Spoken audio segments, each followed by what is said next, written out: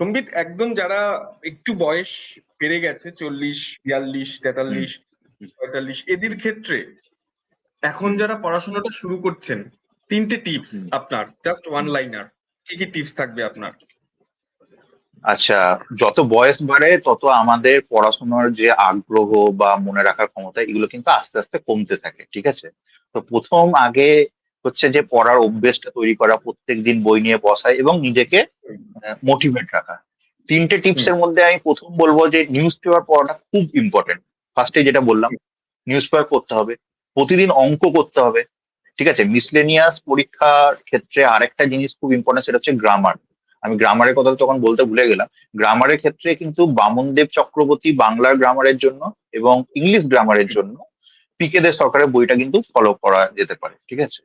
তো এই দুটো বই ফলো করলে তাদের ক্ষেত্রে ভালো।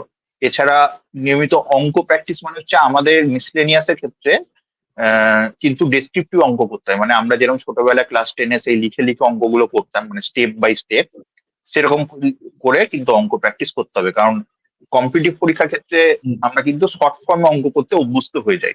তো সেই অভ্যেসটা কাটানোর জন্য কিন্তু ওই লিখে লিখে ডেসক্রিপটিভ অঙ্ক করার অভ্যেসটা আমাদের প্রতিদিন মানে অভ্যেস, মানে 1 ঘন্টা যদি আমি প্রতিদিন অঙ্ক করি, আমার মনে হয় সেটা বেটার হবে।